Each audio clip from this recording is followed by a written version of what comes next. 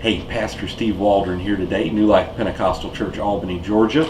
We're here with Charlie Robison from Peoria, Illinois, out of Brother Lashley's church. James Lashley, what a great man of God he is. That's right. And you're apostolic, want to be in the ministry. What do you think are some struggles young people are going through today? And how old are you?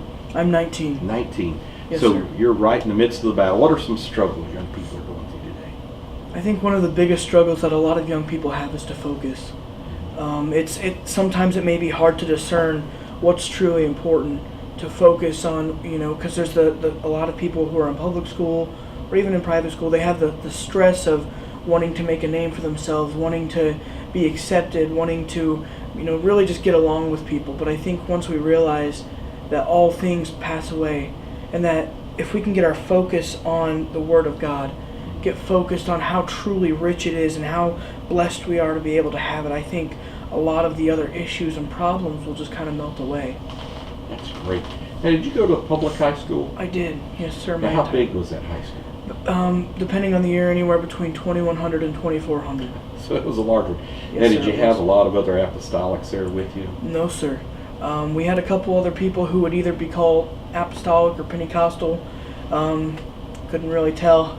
But I'd say there was only about 2 or 3 of us that were apostolic Pentecostal, and they were all from my church. Now, was it difficult? Share with us some of the difficulties or the journey through there. I've always heard that there's a lot of difficulty when it comes to public high school, and I've always heard that you're going to be persecuted. I don't know if it was the favor of God or if that's just a dramatization.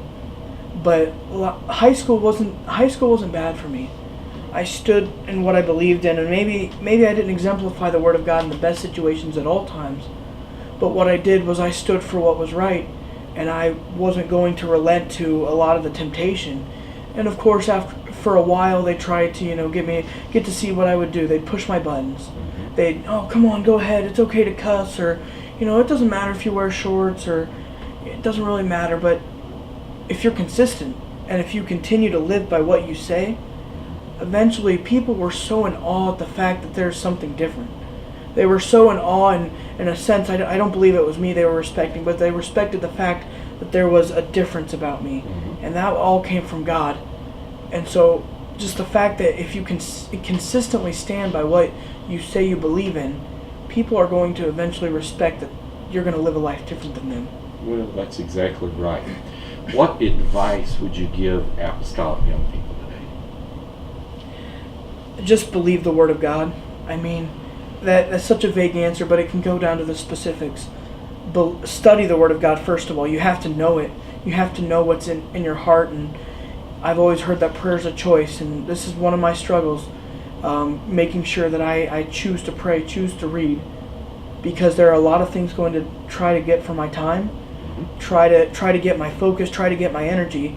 And so while we're young, while we have this opportunity to be full of life and to be learning and growing and to be shaping what our future is going to be, we must make sure we're investing in the right avenues. And so my advice would be to just plug in, to realize that the Word of God is true, it's liberating.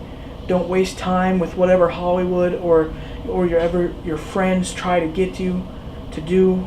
Because if they try to get you to distract from your principle, from your character, from the integrity that you have through the Word of God, then they're not your real friends. They're not on your side.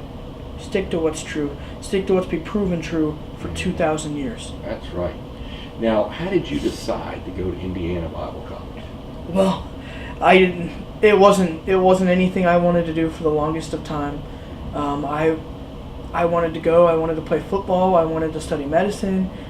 But eventually God got a hold of me one day through prayer, and He started weeding things out of my life. He started telling me, well, maybe you shouldn't go to this school that you're seeking after. Maybe you should reconsider playing football this year. And he was gentle. I wouldn't say he was passive. He was persistent. But he wasn't. He was giving me the choice. All right, it's my will or your will. And he would be kind of frank. And so eventually it got to the point one day in March, I had I had a college tour set up for the next week. And And 5 days before that, I was praying at my church prayer meeting, and God spoke to me and said, "Have you thought about Indiana Bible College?" And That's God. I said, no, I haven't, and I don't plan on it.